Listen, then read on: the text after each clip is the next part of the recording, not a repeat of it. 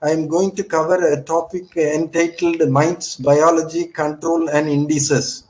So the tropiculid mites are the widespread ectoparasites, and they are found on the different vertebrates. And more than 50 species have been recorded. The attack on the human, and about 20 of them are considered to be the medically important because they cause different diseases on human beings.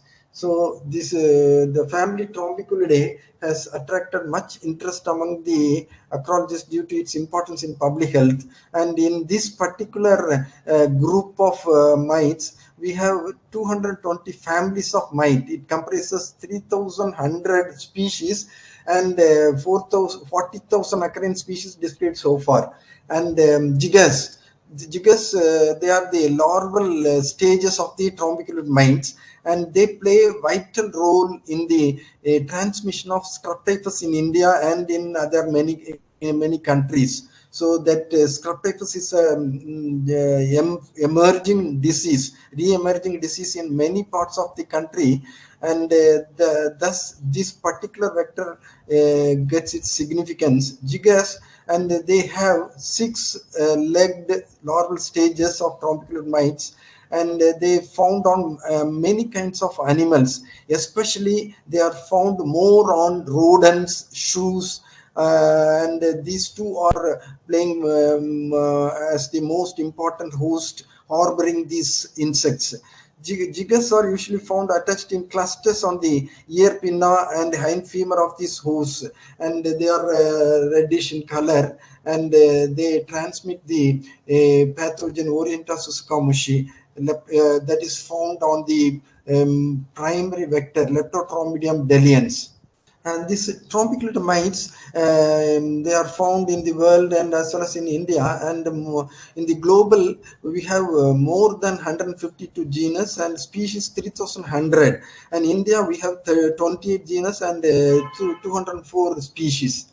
If you see the classification of these trombiculid mites, they come under the phylum Arthropoda. In the arthropoda, if you see, they have a segmented body, and they have jointed limbs, jointed legged animals, they are otherwise called. And they come under the subphylum Chelicerata, and this group of insects will be having a pair of chelicerae, that is the mouth pods, and they have the piercing, they are like jaws, and they'll be useful for the feeding of these insects. And then it comes under the class Arachnida, and in this Arachnida we can see spiders, scorpions, mites and ticks, and they adapted themselves for their terrestrial life and possess both lungs and trachea. And they come under the subclass Acari, and they are the small arachnids, the mites and ticks. They lack body divisions, everything is fused. And the order, if you see the order, you can see the acariforms, and the more than 40,000 species are there in this group. And we can see more families, and this family is Trombiculidae, the mites, nymphs. And these mites, they have the different stages of nymphs and adults. And they are bright red in color, feed on the earliest, in its earlier stage on other rodents and other animals. And if it has the subfamily Apollonilae and subfamily Leoncochilae, like that subfamily, the main one is the Trombiculinae, and they play major role in the transmission of these diseases. And this scrub typhus, it's transmitted to humans and the rodents by some species of trombiculid mites. They are actually, the size of the mites will be 0.2 to 0.4 mm only, and human occurs this disease from the bite of these infected jiggers. So if the jigger is infected, when it bites, and it can transmit this pathogen, the bite of the mite leaves a characteristic black scar that is useful to the physician for making the diagnosis. So this is the major clinical symptom when a person is infected with this particular disease. and some people will be having it and some people will not be having it. And this mites life stage is egg, larva, nymph, and adult. The larval jigger is the only stage that can transmit the disease to humans and other vertebrates.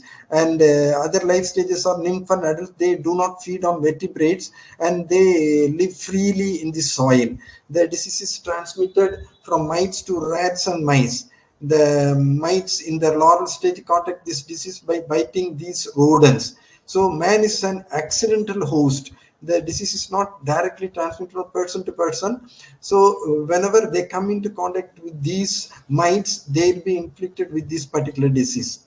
You can see here the actual larval stages of these mites, and these mites are largely parasitic and they consume blood, skin, and keratin. And there are some more mites, dust mites are there, which feed mostly on dead skin and hair and shed from the humans instead of consuming them from the organism directly. And there are some more parasitic mites use their host to disperse and spread from host to host by direct contact. Mites are, they are actually tiny, almost invisible, and apart from those that are economic concern to humans. So strep is transmitted by some species of tropical mites, and that larval stage, that is gigas, particularly that is the species belonging to Leptotrombidium delins, which are found in areas of heavy scrub vegetation. They cause loss to stored products and also cause damage to beneficial insects like honeybees. So you can see here the larval stage of jigger mite, and jiggers are very small, being the only this they the size ranges from 0.15 to 0.3 mm in length. You can see these things, and they'll be having 3 pairs of legs. And when this is the adult mite, and it will be 1 to 2 mm in length, bright red or reddish brown in color, and of velvety appearance. It will be very beautiful one. If you see the characteristics of the mites, they are found in variety of habitats, and the body is divided into two regions, cephalothorax and abdomen. And the adult, they will be having 4 pairs of legs. They will be having sucking mouth parts, and they don't have any antennae or wings. So that thing, this is, you can see these larval stages, they'll be found in clusters of unfed gigas waiting at the elevated points of the ground level in some of the vegetation, and in the this grasses and other places, in the tip of the grasses, and they in the grass stalk and the dry tree branches until the animal or human passes by. Whenever they passes by, this will be taken over by these gigas, and the adult and larval jiggers on the head of a pin. So you can see this size comparison. This adult jigger is of this much size, and the larval jigger is of very small size. Here you can see this public importance of these mites. So the bites can cause severe itching, irritation, and inflammation of the skin. So that is called scrub itch. They usually occur on the legs. At the site of the bite, of skin swells slightly and turns red. And because jiggers are invisible to the naked eyes, most people are not aware of the presence of until they bite them. So biting mites can transmit a number of rickettsial and viral diseases, and most important one is the scrub typhus. So it is caused by Orintia susgamushi and cause acute fever, severe headache, and lymphadenopathy. At the site of the attachment of infected mite, a primary skin lesion consisting of a punched out ulcer covered by an eschar commonly develops before the onset of the fever and attack. Depending on a number of factors, the mortality rate ranges from 1 to 60%. You can see here the life cycle of the leptoprobidium mites. So this is the adult mite. So here, it can live for active for 2 to 3 months, and they lay the eggs, and after 4 to 7 days, the shell splits, and the first stage larva comes out, deutoworm, and that is 7 days old larva, and that will be there for 5 to 7 days, and they crawl and they become active and the vegetation and soil, and that lasts for 2 to 12 days for engorgement, and they will be remained attached on the vertebrate hooves for 1 month, and after the attachment, this larva, it will be there for 3 to 5 days, and when the fully engorged larva, it will fall on the ground and buries in the soil. And next stage is protonymph, that lasts for 7 to 10 days, and next stage is deutonymph, and that again lasts for 2 weeks.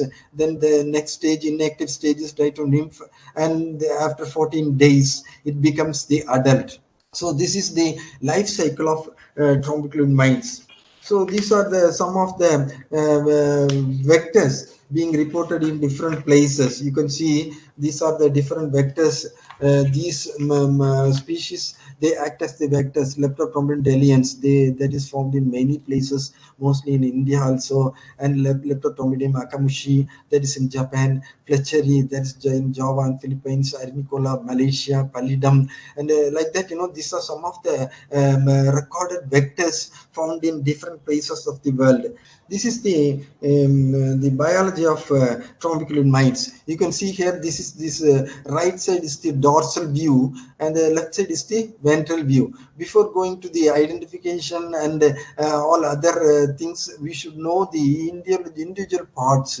Then only we can do our identification to the individual species level. So this is the thing. This is the head portion in orthosoma. The back abdominal portion is idiosoma. So these are the things. In the ventral side also, you can see all these things, and the setae is being seen. In the abdominal side, you can see the setae, the idiosomal setae you can see. And so this is dorsal idiomyosetae setae, and this is ventral idiosomal setae, and if it is found near the anus, that is post anal setae, and if it's found above the anus region, the pre-anal setae. So this is the scrotum region. So this is mainly used for the identification of individual species. So this will be very useful for the identification. So the major taxonomic keys, if you see this, these are the 3 parts, the nothosoma. So the jaws will be, the chelicerae will be sun, palpal claw will be there, and this nothos means jaw, soma means body. So they are the main parts by which they can feed the host. So then the idiosoma, there you can see the genital region, anal opening, and scutum, and then you can see the legs. So these are the main 3 different regions. In the nothosoma region, you can see the different parts by the shape, different shapes of these claws. You can distinctly identify the different species of these mites. This is the scutum region. This is the main region for identification of different species of these mites. So you can see this is the shape of the scutum, and by this the setae present on this particular scutum region will be very useful for identifying these different species. The AM, this is the anterior median setae. So this anterior width is there. Anterior lateral setae is there. So this and the right side you can see the anterior lateral setae, and anterior sensory base is there. So that is anterior sensory base, and then the posterior sensory base, and this scutal depth is there. So that the total length will be, scutal depth will be there, and the distance from the anterior lateral setae base to post lateral setae, that is the anterior lateral setae. So that is given in here, and then there's sensory base is there, and posterior width there, and you can see the sensilla, and we can see posterolateral setae in the right side. So this length of the anterior median setae, if it is equivalent to posterolateral setae, so that is the Orientasus commission, that species. So that is the characteristic identification of this particular species. So by this particular character, we can identify this particular species, and then you can next one, this you can see this Streptococcus vector mite identification key. You can see this identification key. If you see this key, you can see that how it is being found in the record in those places. And the scrotum with a simple punctated and subrectangular posterolateral setae, anteromedian setae, and posterolateral that will be equal in length, and they will be having total body setae will be 80 in number. So that is found in the figure 1. So you can see then Gallial setae always barbed. So you can see that in the Gallial region, you can see the setae that is barbed. So in the figure 2 it is given. In the figure 3, paraseptermalia on the leg always nude, so that will not be having any other projections, so that will be nude. And the dorsal setae arrangement, so number of this dorsal setae arrangement, if we count, that will be a identification character for individual species. So here it will be 86642. Idiosomal setae will be like this. So this way we can identify a particular species, and this part it will be very useful for identifying this this Leptotrombidum delian species. These are the surveillance tools. Different surveillance tools are available. So collection of trombicular mites. This is actually an indirect method, extraction of mites from soil. So this is called Berley's funnel method. So this type of funnel is there. So here we have to fix up a 90 watts bulb, keep it at least 3 inches above the leaves. So the litter and other sands collected from the rat burrows, that will be taken, collected, and you have to put it in here. And when the mites will be collected in the preservative fluid, so 70% alcohol, like that, you can be collected. When the light is on by the heat, the gigas will move down, and they will be collected in this preservative fluid. Study areas will be based on Streptococcus cases reported, and the rodents will be captured using the Sherman and water traps. The next direct method will be this is using the live traps. So these are the live traps, rodent traps. These are the Sherman traps. It's a collapsible trap, and each one will be each trap we can collect one animal. So the next one is the wonder trap. It's a wire mesh type, but in the advantage of this wonder trap is you can collect more than one individual. Even you can go up to 8 to 10 rodents at a time. So like that, you can, if you want to do intensive survey, you can use these wonder traps. You can get more number of rodents for your surveillance. You can use it in one place itself. So these are the jiggers, and these are mainly found on the pinna region of the these rodents. So you can use it for further detection of pathogen and other things. So these are the different region from where we can collect them jiggers. So the femur region, hind femur region, and in the ear pinna region. So these are the different the jigger mites. You can see this colored, yellow colored things. This is the thing. This also orange color things. They are attached with the ear pinna. So these are the mites. This after, for identification purpose, we have to prepare it in the slides. So gigamites, they will be first stored in 70% alcohol, and they will be soaked in overnight in clearing agent. So that is lactic acid, phenol crystals distilled water, that is 2:1:1 for at 70 to 80 degree hotter oven. That's for 15 minutes in the clearing agent. Then they will be transferred to individual jigger mites where slide mounted. So the each jigger will be picked by the brush and other things, and they will be slide mounted and in the hose medium. So that hose medium is prepared by gum acacia, chloral hydrate, glycerin. That combination they will be prepared, and that temperature we have to keep 50 to 60 degree. That will be kept for 30 minutes. So next day the same slides can be kept for identifying for morphological and morphometric measurements. So this can be used for identification purpose. These are the different indices being used.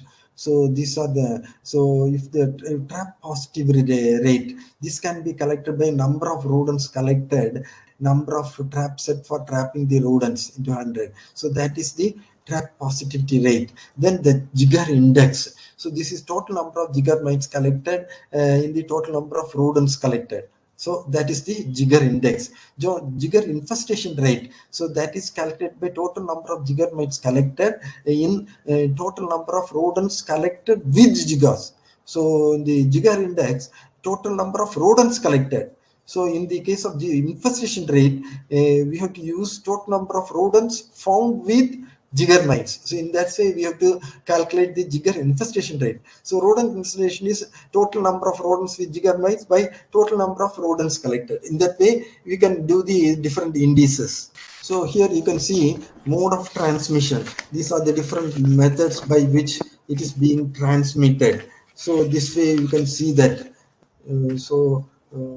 We can see all these things here transmitted to humans and rodents by some species of tropical mites, that is leptotrombidelians. They are very small in size, and we can see through microscope only. The jiggers will be having 6 legs, so 3 pairs of legs. So that transmission will be mite, rat, mite. So humans, they acquire the disease through the bite of an infected jigger and leaves a characteristic black scar. So that will be there in that area. So you can see all those things there. And the mite and man, this is transmitted in this way. And the larva of one stage of jigger that can transmit the disease, the adult have 8 legs. So the adult will be having the 8 legs. So that is a main difference between the larva and the adults. So larva will be small in color, small in size, and moreover they will be having 4 pairs of legs. So that is the main difference between the larva and the adults. So next one please. Transmitted the mode of transmission. Jigger mites, they act as the primary reservoirs for the Orienza tsuskamushi. So the jigger mites will be harboring this particular pathogen. Once they are infected in nature by feeding on the body fluid of the small mammals, they are captured in grass, rice, and banana fields and areas with the shops and woods. So jigger mites maintain the infection throughout their life stage, and as adults pass the infection onto their eggs in a process called transoviral transmission. So the saliva produces wounds and form a tube-like structure, stylostome.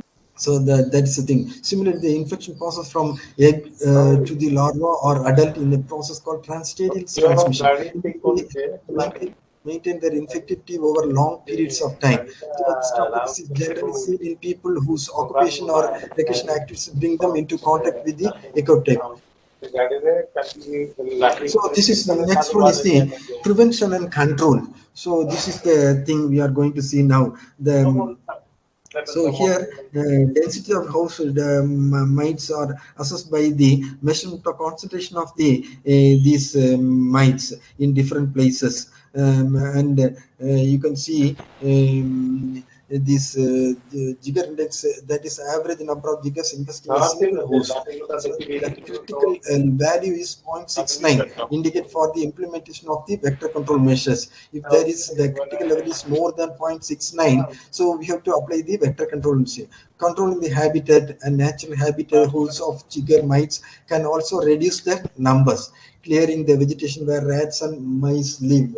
So identify the patches of vegetation that harbor large number of larva mites, and the large mite islands. Advantages to remove them by cutting or banning the plowing the topsoil. Moving grass or weeds in these areas help in the controlling these mites. So cutting down of all the scrubs present around the scrub types affected houses, and it should be banned down. So these are the main control methods being used. Vector control. So here you can see general mite control. So some of the insecticides are being used for the control of these mites. So the dusting or spraying can be employed. Thorough knowledge of the habitats will helpful for the for initiating the control activities. So impregnated of clothes. So some of the things like DEET, benzyl bonzoate, dimethyl toilette. So these are the clothes being used and as the repellents. So they provide long-lasting protection even after 1 or 2 washes. So the repellents on skin, the 20 gram per square meter improves personal hygiene, play a role in the control of scabies mites. So then the environmental control. So this can be done with close cut lawns and gardens with well kept paths and weed free beds. So elimination of tall weeds will be very useful. Residue spraying on vegetations. When removal of vegetation is not possible, it can be sprayed with the residual insecticide and applied with ULV spray equipments. So the protection of workers. Exposed workers should be encouraged to wear protective clothing impregnated with an insect repellent. The best repellent against ticks and mites are indolone, diethylamide, benzyl benzoate. So these are some of the things being used for the control of these mites. So this can be used.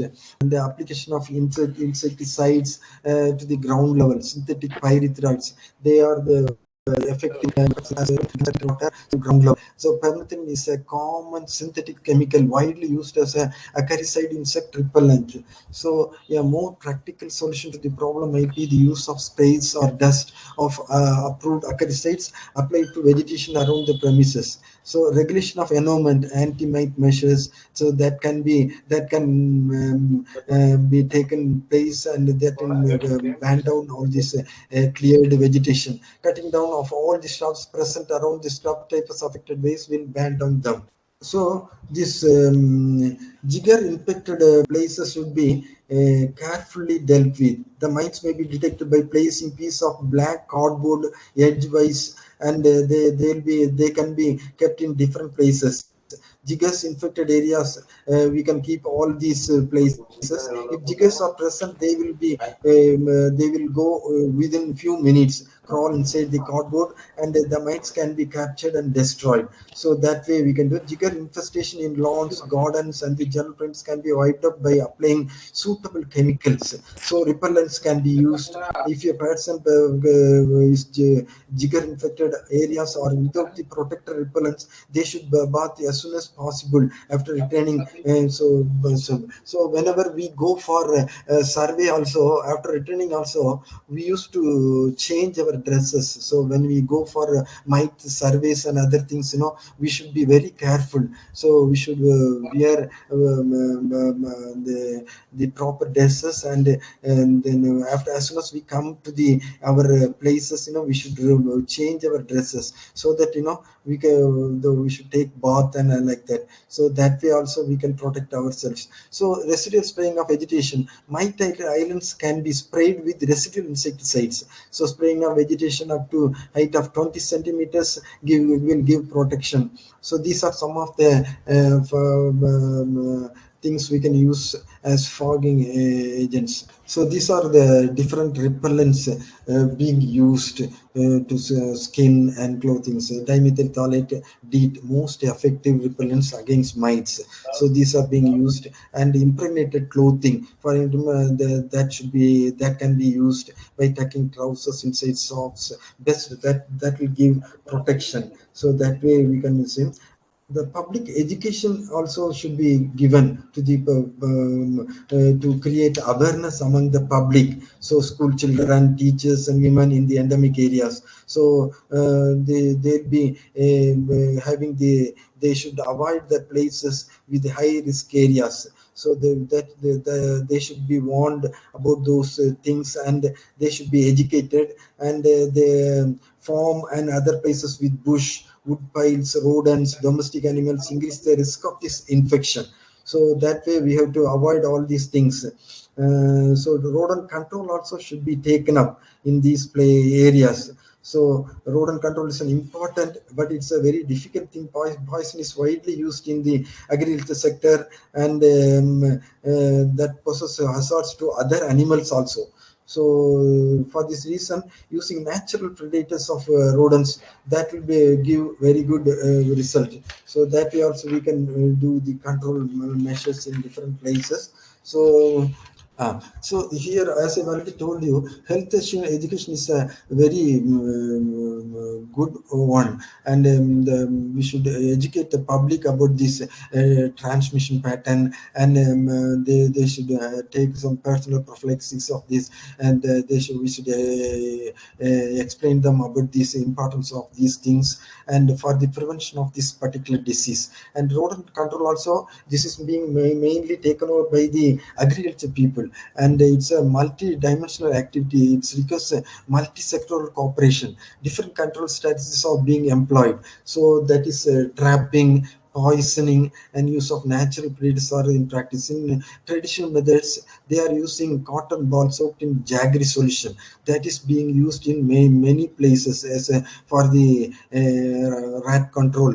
That's a very easy method also, which will not affect any other animals also. So that's a very ideal method. Then some of the rodenticides are available. So Rodofo, so that is in the brand name Rodofo, it's available. Bromodiolone, so that's having bromodiolone, that's anticoagulant. So if it is mixed with rice and other things, it can be given to the rodents. So that is also used in some places.